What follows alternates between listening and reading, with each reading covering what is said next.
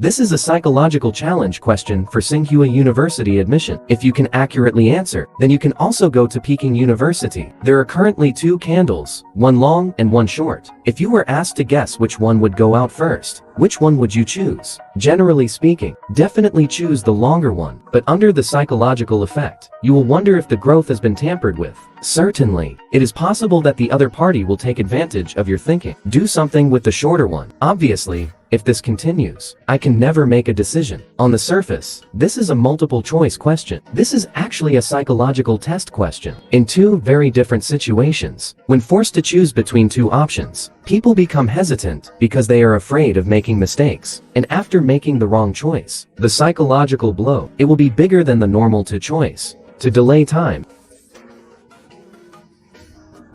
the other party is not in a hurry. Instead, he sat down on the ground, and verbal stimulation put more psychological pressure on Zhao Ji. Rather than suffering like this, it's better to choose at random. A pickup truck gave Zhao Ji the choice. Zhao Ji then chose the longest one. His reason is very simple. The longer it is, the more resistant it is to burning. This statement shocked everyone, although it sounds speechless. But I can't find any rebuttal. The game will start soon. Both parties light candles at the same time. If the other party didn't do anything, the winner is definitely Zhao Ji. At this time, a strong wind blew from the bottom of the tower. The candle in Zhao Ji's hand suddenly burned violently. From a small fire to a raging fire. If this continues, in less than 2 minutes, the candle in Zhao Ji's hand must be extinguished first. The other party really tampered with the candle. The 2 in his hand were just a trick. In fact, he prepared 4. So no matter whether Zhao Ji is the leader or choose the short one, the one I got in the end was the modified one. What a sinister trick. But Zhao Ji was not angry. Instead, he grinned. A large fire means strong wind resistance. He then put down the candle in his hand, then rushed to the opponent at lightning speed.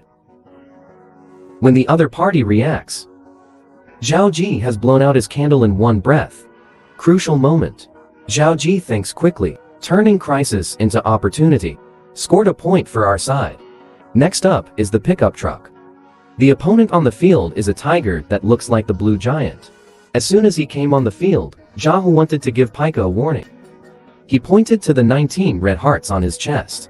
Said he had killed 19 people. If you add a pickup truck, it will be exactly 20. However, the threat of Zhao, the pickup truck, was unmoved.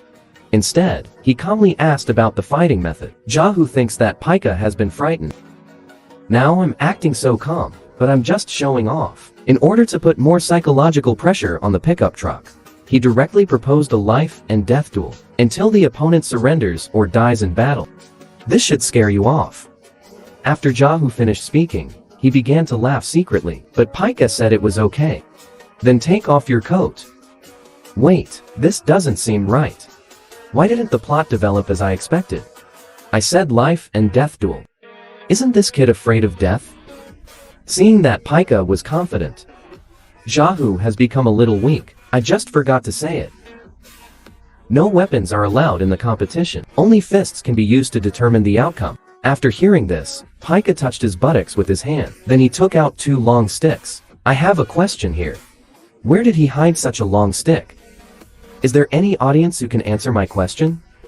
Zhao never expected. Pika actually carries weapons with him. It seems that if you want him to admit defeat automatically, you can only take. He has 2 killer weapons. After saying this, Zhao took a deep breath. The muscles in the body begin to expand rapidly. Make the already strong body become more powerful. Look at this scene. Leorio starts to worry about Pika. But in Chia's opinion, Zhao is a paper tiger. Look at his aura. Don't talk about killing people. I guess I don't even have the courage to hit someone. At this time, Zhao suddenly jumped. He swung his fist as big as a steamed bun and killed him. Pickup truck. Hide aside quickly. Floor tiles under your feet. He was beaten to pieces by Zhao's punch. Seeing a punch hit the air, Zhao immediately turned around and showed his second killer move. This time, Pika was really scared. There is a 12-legged spider tattooed on the back of the tiger. Anyone who wants to be a hunter knows. This spider tattoo is the symbol of the Phantom Troop members. Pika half knelt on the ground. Jiahu thought he was ready to give up. Ling's heart has begun to feel happy secretly. But he didn't know. Showing spider tattoo in front of pickup truck. This will be the decision he regrets most in his life. なんだお前んいやあれ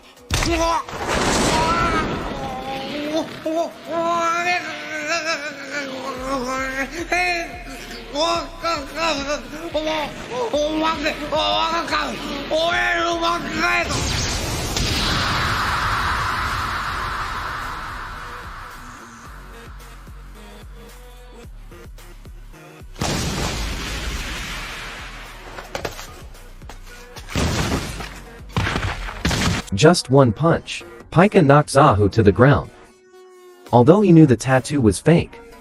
But when I heard the news about the Phantom Girls ban, I still can't control the urge to kill. After 3 games, Zhao Ji got the ceremony first. Now, we just need to win one more round. They'll get through smoothly. But when faced with the art of seduction, can Larry hold on? How hard it is to have a Notre Dame teammate. At this time, Larry's lungs were about to explode. Pika has obviously solved the problem of Zahu. But when Larry was about to go on stage, the prisoner said, "The last game is not over yet. Because Zahu is still alive. Now, just fainted." According to the original ratio, competition rules, one side must surrender or die. And now Zahu is still alive, didn't admit defeat, so the fight isn't over yet. Kia and Zhao Ji also agreed with the other party's words. In this case, Larry asked Pika to take Zahu to see Tai Nai. But Pika refused, because he thinks the outcome is now decided. At that time, Zahu had already expressed his surrender. A pickup truck that can be blinded by anger, or knock him down with one punch. This has crossed the moral bottom line. Now, let him attack a defeated person. He couldn't do this anyway. He also said that he just needed to wait for Zahu to wake up and admit defeat. Lely was furious when he heard this. They must go out within the stipulated time. There's no time to waste here. However, no matter how Leorio persuaded, the pickup truck remained motionless. Even if you raise your hand, no one supports Leorio. For a while, the situation is at a stalemate. Leorio could only squat on the ground and sulk. At this time, the other side, Shisuo opened the door and walked into a small room, sitting opposite the examiner he defeated last time. This time he wants to kill Hisoka.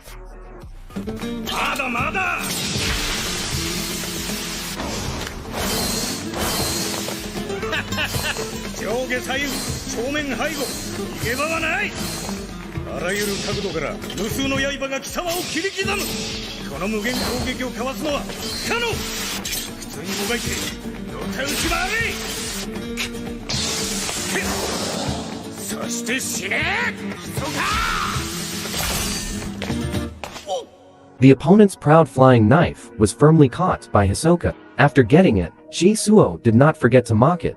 "Since I can't hide, then just take him next." The examiner was frightened.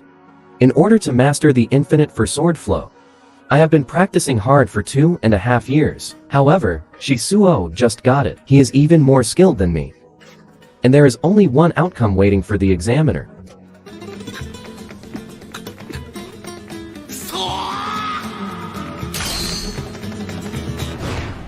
In the end, Hisoka took 16 hours and 17 minutes, become the first person to pass the 3rd stage of the Hunter exam. Hisoka finished the game easily. On the other hand, Zhao Ji and his friends, because of the pickup, how many people are still there, waiting? But 5 or 6 hours have passed. Still no sign of Zahu waking up.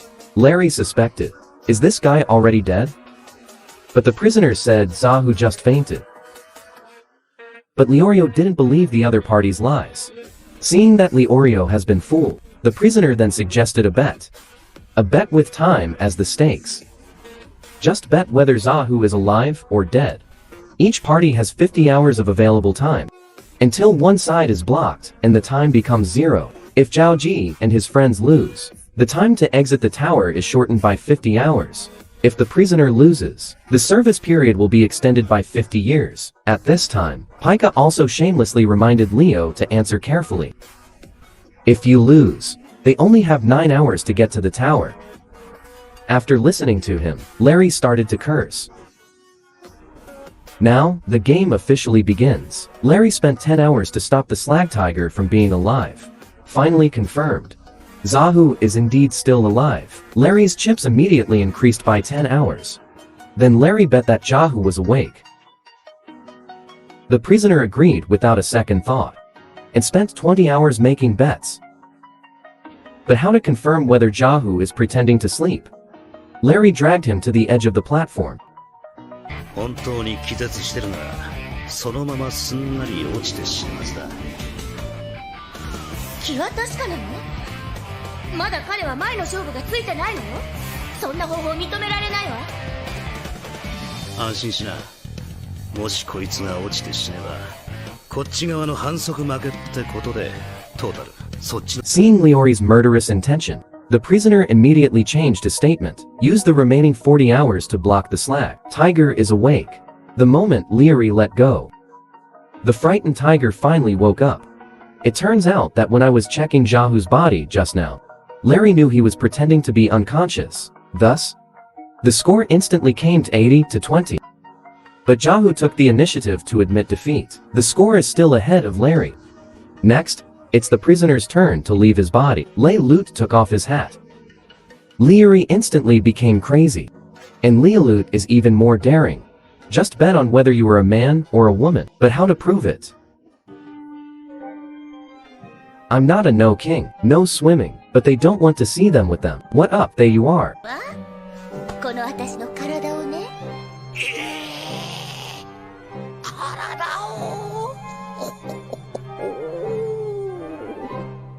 レオリオのやつ、男にかけるな。うん。なんで？